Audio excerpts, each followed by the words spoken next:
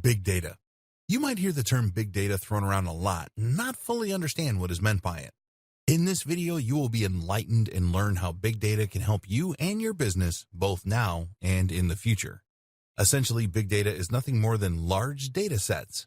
These large data sets are increasingly common online, seeing as everything online is easy to measure and document. If you think about a company like Google, it has immense data sets that it works from, describing the search history of billions of users. But even a standard website that gets 1,000 visitors a day will work with huge amounts of information. A website will naturally record each of those visits and will also store data about each one, such as the country of origin and the length of time spent on the site. In a few weeks, this data will likely crash a lot of spreadsheet software. The reason that big data is featured in so many discussions is that it is very difficult to handle.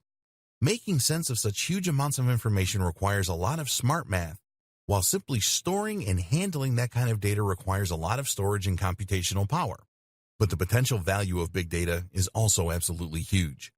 Big data provides patterns and insights that you simply can't get by observing a few users. This is essentially how machine learning works, by looking for patterns in massive data sets. The difference is that this is being leveraged in a slightly different way. Predictive modeling.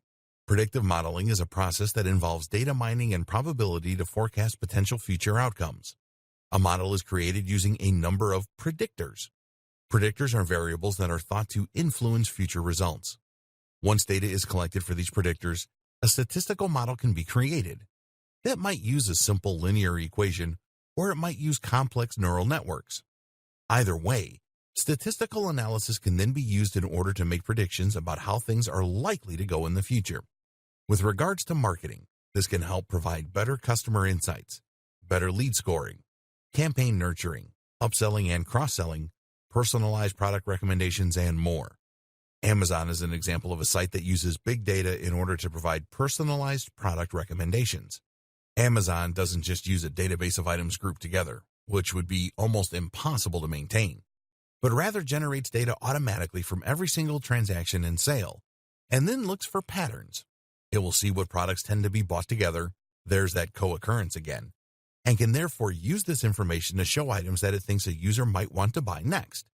Likewise, when it comes to lead scoring, big data can be immensely useful. Lead scoring means understanding which leads are likely ready to purchase and which are not.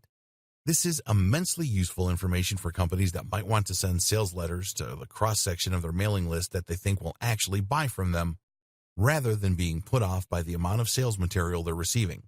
Amnesty International uses segmentation and predictive modeling techniques in order to better identify the right groups to market toward.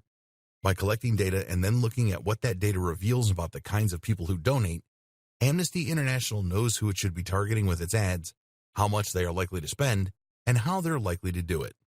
Any charity can benefit from this kind of data analysis, as can any business. Collecting big data. If you want to start collecting data for your business, there are a wide number of plugins and tools you can use to do so. You should find that a lot of tools, such as Google Analytics, will allow you to export massive amounts of data in order to work on. You can then choose to use this information yourself or outsource it to a data science organization that can use that information to provide valuable, useful insights. Another good idea to prepare yourself for the future is to allow users to create profiles.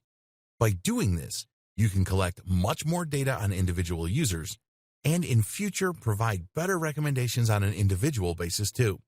This is something that stores have been doing for decades with loyalty cards.